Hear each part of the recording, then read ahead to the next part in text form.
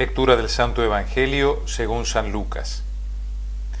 En aquel tiempo se acercaron a Jesús unos saduceos que niegan la resurrección y le preguntaron: Maestro, Moisés nos dejó escrito: si a uno le muere su hermano dejando mujer pero sin hijos, cásese con la viuda y dé descendencia a su hermano. Pues bien, había 7 hermanos, el primero se casó y murió sin hijos, y el segundo y el tercero se casaron con ella, y así los 7 murieron sin dejar hijos. Por último murió la mujer. Cuando llegue la resurrección, ¿de cuál de ellos será la mujer? Porque los 7 han estado casados con ella. Jesús les contestó: en esta vida los hombres y mujeres se casan, pero los que sean juzgados dignos de la vida futura y de la resurrección de entre los muertos no se casarán, pues ya no pueden morir, son como ángeles. Son hijos de Dios porque participan en la resurrección. Y que resucitan los muertos, el mismo Moisés lo indica en el episodio de la zarza, cuando llama al Señor Dios de Abraham, Dios de Isaac, Dios de Jacob. No es Dios de muertos, sino de vivos, porque para Él todos están vivos. Palabra del Señor.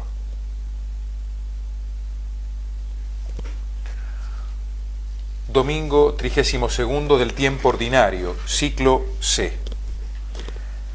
Se acercan a Jesús algunos saduceos, nos dice el Evangelio. Los saduceos formaban uno de los partidos políticos religiosos que existían en aquel tiempo. Eran totalmente opuestos a los fariseos. Se caracterizaban por sus buenas relaciones con el gobierno romano invasor, por ser arrogantes y por mantener distancia con el pueblo. En materia religiosa eran totalmente conservadores y por eso no admitían la esperanza de que vendría el Mesías. No creían en la existencia de los ángeles, ni en la vida eterna, ni en la resurrección de los muertos. Y con respecto a Cristo, cuando fue juzgado, fueron los saduceos los que lo condenaron, los que lo llevaron ante Pilato y los que lo acusaron para obtener la ejecución. Hoy se acercan a Jesús para cuestionarlo acerca de la resurrección de los muertos.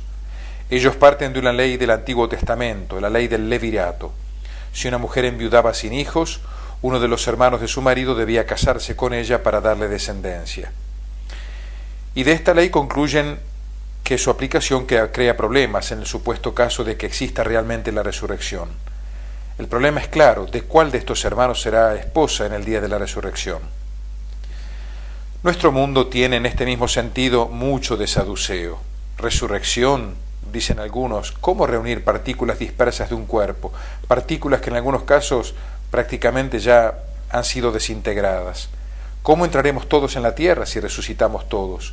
¿Cómo vamos a reunir las cenizas de tantos difuntos dispersos por el mundo? Para no hablar de algunos problemas contemporáneos. Una vez una señora me preguntaba: ¿y yo que tengo la cirugía estética, voy a resucitar con la nariz de antes o con la nariz de después? Y toda una serie de cuestionamientos por el estilo. El Señor responde 2 cosas. En primer lugar, ataca la idea errónea de la resurrección que tienen los saduceos. Y en segundo lugar, va directamente al tema de la existencia de la resurrección. Los saduceos, igual que muchos hombres y mujeres de hoy, tienen una idea totalmente equivocada de la resurrección porque piensan que la otra vida tendrá las mismas características de la vida que vivimos ahora. En este mundo, la institución matrimonial es indispensable para que, expresándose íntimamente el amor que los constituye esposos, el varón y la mujer engendren hijos que pueblen el mundo y que ocupen los lugares que van dejando las personas que mueren. Pero en la otra vida las cosas no serán así. Allí nadie experimenta la muerte ni la vejez, y el amor eterno es el clima, entre comillas, que se respira y bebe hasta por los poros, por lo cual no existe el matrimonio en la forma que se da aquí en la tierra. Jesús mismo señala hoy una característica fundamental de la existencia en el cielo: serán semejantes a los ángeles, hijos de Dios, merecedores de la resurrección. Es cierto que ya somos hijos, pero entonces lo seremos en plenitud. Contemplando al Señor y compartiendo su vida, seremos semejantes a Él en una medida que escapa totalmente a nuestra imaginación. ¿Y el matrimonio? ¿Y nuestros amigos y seres queridos? Las cosas ligadas a la vida de este mundo quedarán aquí, por ejemplo, la procreación, los límites a veces tan estrechos de nuestro amor y las imperfecciones del mismo. Pero todas nuestras ternuras y afectos no solo no se perderán, sino que resurgirán purificados, enriquecidos y consolidados eternamente. Allí creceremos sin fin en amor recíproco, intimidad y comunicación. Atenti entonces al error de los saduceos y de muchos hoy, que interpretan la resurrección como una simple reviviscencia, es decir, como un volver a tener la vida misma que llevamos en este mundo, como una prolongación, una continuidad, más de lo mismo. Eso sí que sería aburrido. Hoy la ciencia se afana prodigiosamente en procurar prolongar el tiempo, la cantidad de la vida, pero ¿y la calidad? Sobran quienes se aferran desesperadamente a la existencia del más acá, como si después de esta vida todo, absolutamente todo, se acabara para siempre. Casi como suponiendo en su corazón, comamos y bebamos, que mañana moriremos. Los cristianos parecemos quedar así como tontos en desventaja, que no están dispuestos a darse todos los placeres que puedan aquí, solo por cuidar un lugar en la otra vida, que vaya a saber uno si existe y si vale la pena tanto sacrificio. Pero esto es una cruel mentira, que pesa sobre los cristianos que estamos llamados a ser felices aquí y allá. Recordemos por un momento el decálogo de la serenidad de Juan 23. Solo por hoy creeré, aunque todas las circunstancias pretendan demostrarme lo contrario, que he sido creado para ser feliz, no solo en la otra vida, sino también en esta.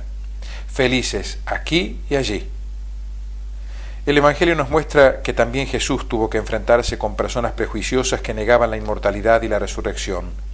Y el Señor proclamó su enseñanza, que es simplemente la verdad, con mayúscula, sobre la resurrección, ante un auditorio hostil a tales palabras, como le pasó después también a Pablo en el Areópago de Atenas. Incluso frente a Jesús resucitado, nos dice el Evangelio, algunos todavía dudaban. En nuestra proclamación y vivencia de la fe no podemos silenciar esta parte del credo, ni tampoco diluirla en fórmulas que sean más del agrado de los hombres de nuestro tiempo, pero que hacen esfumar lo fundamental del mensaje de Jesús. Pero es importante tratar el tema correctamente. Cuando hablamos sobre la vida eterna, hablamos de cosas que no podemos ni siquiera imaginar. Ni el ojo vio, ni el oído oyó, nos dice San Pablo en la primera carta a los Corintios. Cuando hablamos de este tema es como intentar explicarle a un ciego de nacimiento qué son los colores. Por eso recurrimos a comparaciones y analogías. Muchas de las resistencias a aceptar estas verdades, así como también muchos errores en el tema, provienen de una manera equivocada de entender y presentar el tema. Ya les he hecho referencia a uno, por ejemplo, pensar en la resurrección como reviviscencia, como un volver a la vida que tenemos ahora, o en general retomar una vida más o menos parecida a la de aquí abajo. O bien concebir la vida eterna simplemente como una vida sin fin, entre comillas, igual a la presente pero interminable, lo cual, más que un premio, como decía, sería un castigo. La resurrección que Cristo proclama implica participar de la vida misma del resucitado, llevando una existencia como la de Él. Allí habrán desaparecido para siempre el hambre, la sed, el calor, las distancias, las carencias, el dolor, las separaciones, etc. Frente a un mundo paganizado que no espera nada del más allá y por eso desespera, manifestación de lo cual son las drogas, el alcohol, los desenfrenos, el hedonismo y más filosóficamente, si queremos, la desesperanza. Más que nunca tenemos que proclamar la resurrección del Señor hasta que Él vuelva. Pero para proclamar hay que creer. ¿Cómo estamos en esto? ¿Estamos esperando? ¿Cómo valoramos el tiempo? El tiempo no es algo que pasa, sino alguien que viene. Tenemos que mirar de otra forma esta vida, con esperanza, con los pies en la tierra, pero con los ojos en el cielo. Todo pasa, también la fe y la esperanza, pero el amor que tengamos permanecerá para siempre. El amor nunca se pierde. El amor hace que los que ya murieron para nosotros vivan para Dios, que no es un Dios de muertos sino de vivientes, porque todos viven para Él, y porque la muerte no termina con la vida sino que la transforma, y al deshacerse este cuerpo terrenal se nos prepara una morada gloriosa, como sucede con el grano de trigo, que aparentemente muere, pero en realidad solo para dar paso a una vida mejor. María Santísima, la primer resucitada después de Jesús, nos enseña hoy que esta verdad que profesamos desde la fe es ya en ella una radiante realidad. Lo que el Señor hizo en ella, lo hará también en nosotros. Amén.